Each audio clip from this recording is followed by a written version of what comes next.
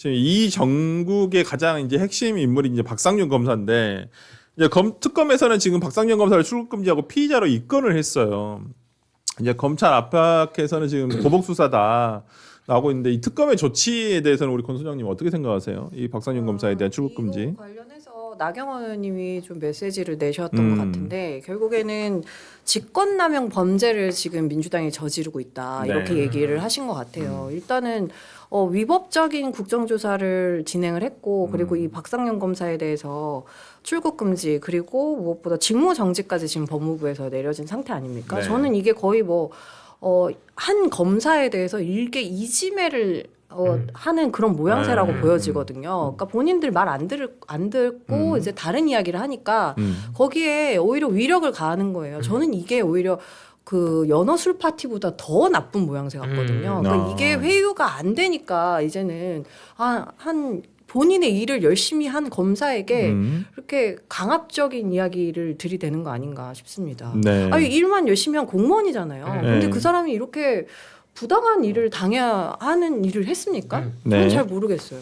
네. 우리 오늘 뭐 다른 이슈에서도 얘기 한 번 더 할 텐데 이미 네. 대한민국의 법치가 무너졌다라고 생각을 해요. 우리가 법은 만인 앞에 평등하다라는 대원칙이 있잖아요. 전혀 지켜지지 않는다라고 생각을 해요. 우리 김경시 의원 때 생각해 보자고요. 그 녹취가 터졌는데도 미국 바로 나갔다 오셨어요. 근데 지금 이게 뭐 출국 금지를 당할 사태며 그러니까 저는 이게 민주당에서 또 스타 검사 정치인 하나 만들어주고 있는 것밖에 안 된다고 봅니다. 저는 이제 뭐 윤석열 대통령, 한동훈 장관 뭐 이런 분들을 겪었기 때문에 이런 류의 검사, 스타 검사 정치인이 탄생하는 걸 바라지는 않는데 민주당이 또 만들어주고 있어요. 오히려 박상현 검사라는 사람에게 별의 순간을 만들어주고 있는 겁니다. 네. 우리 이진숙 위원장님 한번 생각해 보세요. 이분이 뭘 보여주신 게 있어가지고 지금 대구시장 지지도가 막 1위 나오고 하시는 게 아니에요. 그 민주당의 부당한 그 탄압을 받았다는 그 서사가 완성됐기 때문에 그런 거거든요. 근데 지금 그거보다도 훨씬 심한 부당한 탄압을 받고 있어요. 그렇죠. 거기다가 이분은 무슨 정파색을 가진 분도 아니잖아요. 그냥 검사고 검사가 자기 수사 열심히 하던 건데 그게 지금 수사의 칼끝이 우리 대장을 향하고 있다고 해서 이 사람이 이렇게 탄압한다? 국민들이 다 지켜보고 있을 겁니다. 일반 검사가 공소기각될 사건이나 무죄가 나올 사건을 입건을 하잖아요. 네. 재판이 진행됩니다. 네. 그럼 일반 검사는 무죄나 공소기각 나오면 거기에 대해서 인사고과에 반영돼요. 막 부장한테 깨지고 차장한테 깨지고. 특검은 이거 입건시키고 기소한 다음에 특검 해체합니다. 네. 공포검사만 남겨두고. 네. 지금 김건희 특검, 그 민중기 특검에서 양평고속도 관련해서 하다가 갑자기 양평고속도로 파다 보니까 관련 공무원들이 뇌물 받은 게 있네? 네. 그거를 또 자기들 업적이라고 기소했다가 공소기각이 나왔어요. 맞아요. 왜 공소기각이냐? 특검은 법률 안에서 특검이 수사할 수 있는 것만 딱딱딱 정해놨는데 거기 범위를 벗어났다는 거죠. 그렇죠. 지금 2차 특검의 법안을 여러분들 의안정보 시스템 가서 다운받아 보시면 1호부터 13호까지에 있는 안만 할 수가 있는데 1호가 무슨 그 계엄이고 2호도 무슨 계엄에서 북한 관련된 얘기고 3호가 건진법사, 4호가 통일교 쭉쭉쭉 해가지고 1차 특검 때하고 똑같아요. 네. 근데 대북송금 얘기는 없단 말이죠. 네. 이러한 조작 기소 얘기도 없고 이거 박상현 검사 이렇게 그 창피하게 창피주기식으로 입건했다가 만약에 공소기각 나오면 이거 특검 중에 누군가 책임져야죠. 이거 한 사람 인생 이렇게 망쳐놓고 뭐 하는 겁니까? 책임져요? 예, 안 질 것 같은데. 안 지겠죠. 예, 그리고 아니 해체해버리니까. 그니까.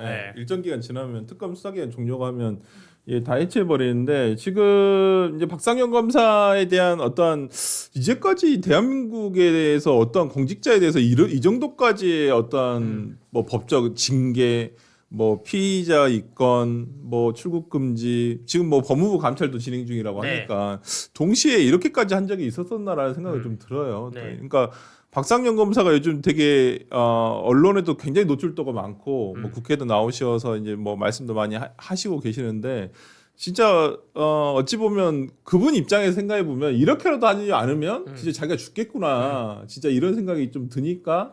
저는 진짜 뭐 모든 수단을 이용해서라도 자기가 어떤 언론 매체나 네. 이런 데 나가서 얘기하는 건 아닌가라는 생각이 좀 그런 부분은 좀 일정 부분 좀 이해가 되는 부분이 있는데 아까 그 뭐 이제 특검 얘기 조금 더 뒤에 다시 한번 해보도록 하겠는데 이 관련해가지고 대북 송금 의혹 수사를 지휘했던 홍승욱 전 수원지검장이 그 이번에 그 박상현 검사에 대한 이 네. 피의자 입건이라든지 출국 금지 등에 대한 조치를 반발을 하면서 이미 법원 판결로 확인된 사안이다. 이화영 전 부지사의 해당 진술은 법정에서 증거로 쓰이지도 않았다라고 지금 네. 주장을 했어요. 그러니까 내용을 보면 홍승욱 전 수원지검장이 최근 불거진 이화영 진술 의혹과 관련한 입장문을 내고 반박을 했는데 한마디로 정치 권력의 힘으로 진실을 덮으려는 것은 조작이고 은폐이다. 이렇게 얘기를 하고 계시고 여기서 보면 그 이화영 전 경기도 평화부지사의 1심 판결 내용을 짚었어요. 그는 홍지검장은 이 전 부지사가 쌍방울로부터 수억 원대 뇌물을 받고 증거인멸을 교사한 점, 쌍방울증이 경기도의 북한 스마트팜 지원비와 도지사 방북 비용을 대납할 목적으로 북한에 거액을 전달한 점이 법원 판결로 확인이 됐다라고 하고 있고 관계자 진술뿐만 아니라 경기도 공문, 출장 보고서, 북한 측 영수증, 국정원 문건 등 다수의 객관적 증거로 인정이 된 것이다. 도대체 어느 부분이 조작이라는 것이냐 여기에 대해서 구체적으로 좀 얘기를 해달라라고 얘기를 했고요. 아울러 도지사에게 보고됐다라는 취지의 이전 부지사의 진술이 기대된 조서는 법정에서 피고인 측 한마디로 이화영 씨 측이 이것을 부인해가지고 인정하지 않아서 증거로 사용되지도 않았다라고 네. 하고 있어요. 네, 검찰 피신 조서에 대해서 더불어민주당이 법을 이상하게 만들어 놔가지고 피고인 측이 부동의하면 증거로 사용될 수가 없는 점을 이제 전 국민들이 상식으로 알고 있을 것 같고 네. 이 홍승욱 그 수원지검장 박상영 검사 입장에서 굉장히 고마울 것 같아요. 네. 박상영 검사 혼자 지금 다 모든 그 몰매를 맡고 있는데 그 위에 부장이 있을 것이고 차장이 있을 것이고 그렇죠. 이렇게 지검장이 있을 것이고 그 위에 또 검찰총장이 있습니다. 네. 아무도 얘기를 안 해요. 네. 근데 오늘 첫 발언이 나온 것이죠. 홍성욱 전 수원지검장이 발언을 한 거고 이원석 검찰총장도 여기에 좀 힘을 보태야죠. 지금 더불어민주당이 그 주장하고 있는 게 뭔가 그 박상영 검사가 그 조작을 했다라는 건데 이게 혼자서 할 수는 절대 없는 구조인 거고 그 다 법무부 장관부터 시작해서 검찰총장 지휘를 받고 하는 구조인 건데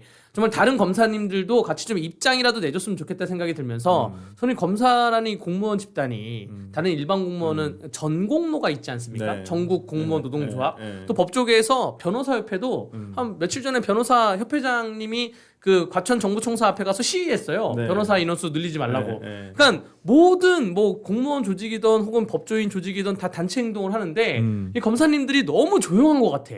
이 사안에 대해서. 야 지금 우리 성실하게 일하는 검사들 일 좀 하자. 뭐 이 정도 메시지는 나와야 되는 게 아닌가라고 생각이 됩니다. 근데 그 희한하게 민주당에서 국조특위에서 공무원만 불러요.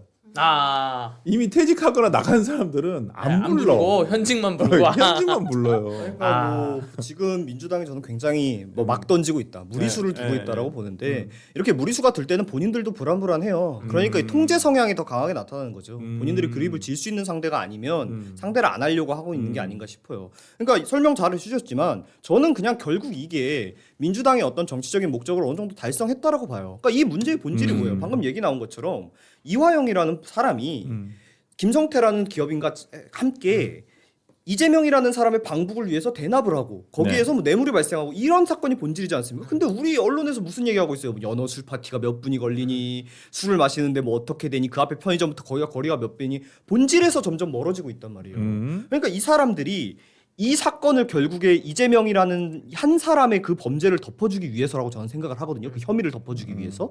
그런데 이게 말이 안 되잖아요. 부지사가 한 범죄들은 이미 다 드러났어. 네. 사실로 확인이 됐어. 네. 근데 도지사가 몰랐다 말이 안 되니까 이 자체를 뭉개버려야 되잖아요. 그러니까 자꾸 무리수를 둘 수밖에 없고 이상한 행동이 나올 수밖에 없다. 이렇게 생각합니다. 저는 검찰에서 아까 강대규 변호사님 말씀대로 한 검사가 이렇게 이지매를 당하고 있는 이 상황에서 왜 아무도 말을 안 하냐. 전 결국에는 그 혹시라도 가져올 수 있나 싶은 그 보안 수사권 때문이라고 보고 있거든요. 그러니까 그 지금 여기서 이제 검사들이 목소리를 내는 순간 그래도 청와대에서 보안 수사권 얘기가 나오고 그리고 최근에도 이제 보수당에서도 다시 보안 수사권에 대한 이야기를 하고 있지 않습니까? 네. 그러니까 혹시라도 자기네들이 일말의 그 기대감 때문에 아무 얘기도 못 하는 거 아닌가 싶습니다. 그럼 좀 너무 일단 불쌍하고 두 번째로 너무 실망스럽다. 설마 정말 그렇다면.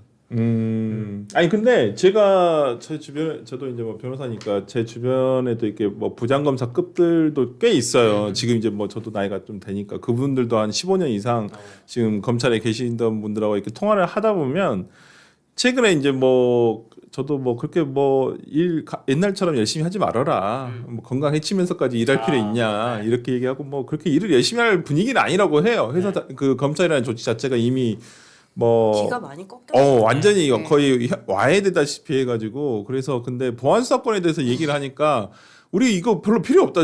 솔직히 실무진에서는 별로 받고 싶은 마음이 1도 없대요. 진짜로. 아니 이거 우리가 받으면 또 나중에 책임지라고 할 텐데 우리 보고 왜 보안 수사 제대로 요구 안 해가지고 나중에 사건 이거 엉망이 된 거야. 네. 최근에 봐보세요. 이거 그 무슨 그 어떤 영화 감독 사건 네. 있잖아요. 그것도 검찰에 그것도 제가 봤을 때 여론에 의해서 이게 다시 밝혀진 재발굴된 사건인데 이게 언론에 나지 않았으면 이렇게까지 또 다시 이게 됐었을까? 그렇죠. 진짜 돌아가신 분만 정말 억울한 상황이 되지 않았을까라는 생각이 드는데 이게 보안 수사로 어찌어찌 해가지고 지금 추가로 피의자 더 확정하고 특정해가지고 지금 수사를 조금 더 진행을 하고 있는 상황이긴 한데 만약에 이게 또 뭔가 잘못해가지고 그러면 나중에 또 이러한 유사한 사례가 있었을 때 검찰한테 그럼 너희 경찰이 이거 수사를 잘못한 거잖아요 처음에 네. 초동 수사 자체를 우리가 봤을 때는 근데 이걸 또 검찰의 보안 수사 왜 제대로 행사 안 해가지고 너희들 사건 이 모양으로 만들었어? 그럼 자기들은 그런 책임을 비판받고 싶지 않다는 거예요.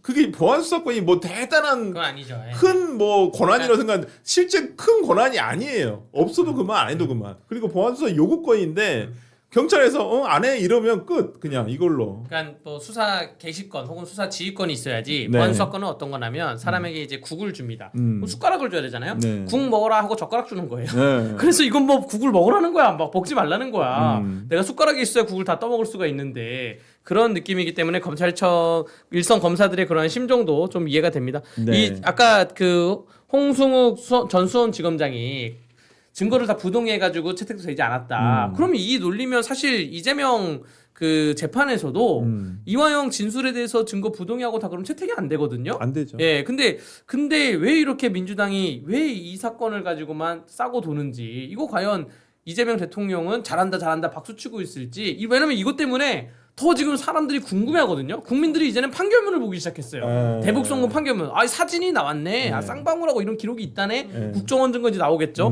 근데 이제 국민들이 관심을 갖기 시작하는데 여기에 잊혀졌어야 되는데. 그러니까 사실. 이거를 이재명이 좋아할까? 그리고 공소 취소라는 게 취소하잖아요. 나중에 다시 공소 제기할 수 있어요. 예. 그렇죠. 예. 저는 그런데 그게 이재명 대통령의 바람이 아니고서는 이렇게까지 되지기가 힘들다라고 봐요. 그래서 얘기하신 대로 객관적이고 합리적으로 보면 그런데 사람이 자기 일이 되면 그렇지가 않을 수 있거든요.